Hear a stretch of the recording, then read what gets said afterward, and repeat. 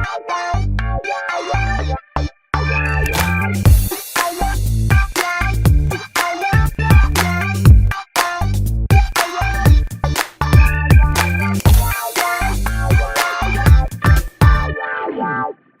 back. I'm your host, Thia Thomalla, and we will continue this episode of Straight from the Expert about vegan diet. In part 1 of the episode, we learned the basics of a vegan diet and the steps one can do for a healthy transition from an omnivore diet to a plant-based one. For part 2, we will be sharing with you simple and budget-friendly recipes to jumpstart your vegan diet. We're still here with TJ Jocson. Hello. Chef Ram. Hello. And Chef Ram will share with us some delicious recipes. So what are we cooking first, Chef? We're cooking first the barbacoa soft tacos. So first, we're using the green bar seitan meat. Protein siya, meat protein siya. It came from the vital wheat gluten. Then it has the chickpea flour. Okay. So protein rich siya. protein rich, and then it really tastes like meat. We're needing the following ingredients. So let's start cooking.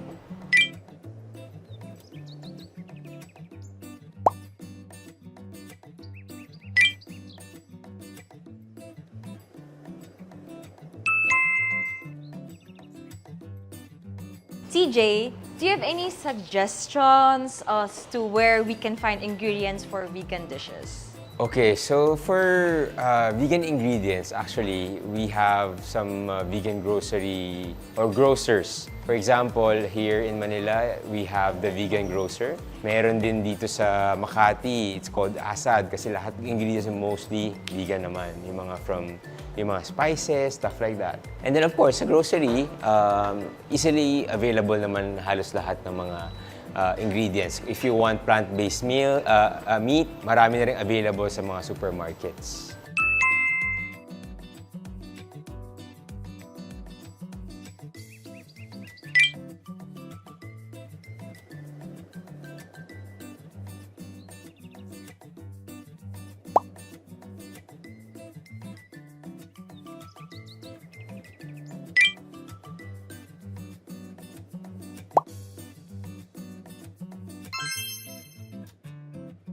So this is the barbacoa soft tacos. You can see, this is what we cooked. We talaga. This is what, talagang ako nagluto. Charot. Let's try it.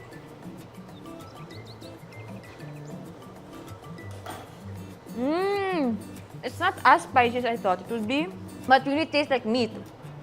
But it's not. I love it. Yeah, I like the calamansi, fusion, right? It tastes better with calamansi. I like how soft the tacos are. tacos are. Like perfect. Perfect. From tacos, let us move on to the fan favorite, burgers. Now, Chef Ram will show us how we can make a plant-based burger. We'll be making the Wild Thing classic burger. So we're needing the following ingredients.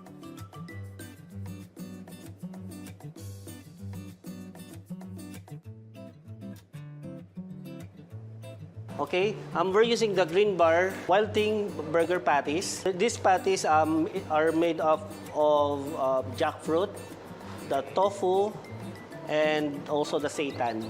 The mozzarella cheese is homemade also. We make it from scratch. Wow. And then this is made of soy milk. And our veganese is vegan mayo, and then it is made of soy milk also.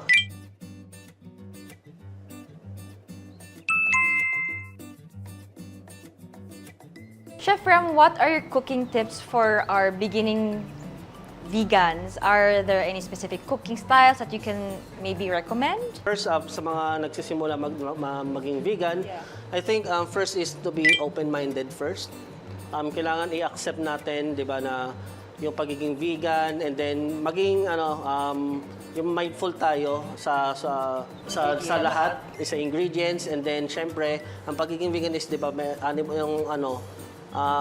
against tayo sa animal cruelty. Yes. So we can use a lot of cheap products like tofu, root crops, carrots, potato, and then so on and so forth. So ikaw naman, TJ, how do you approach your own vegan meals? For me, I check out the ingredients and then the contents. Like for example, since I'm a fitness enthusiast, mas gusto ko like yung protein intake ko at least 50 grams to 90 grams a day.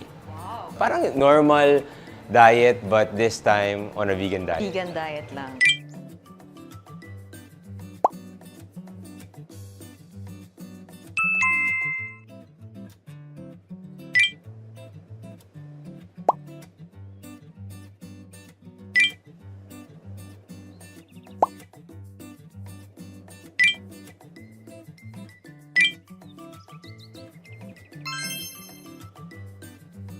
Oh my God, it really looks so good. So let's dig in. Yes. Ayan, chef. I think they got the best vegan burger in the Philippines, right? Wow. From Pita Asia. Yes. And burger cheers. Cheers. Cheers. Yes.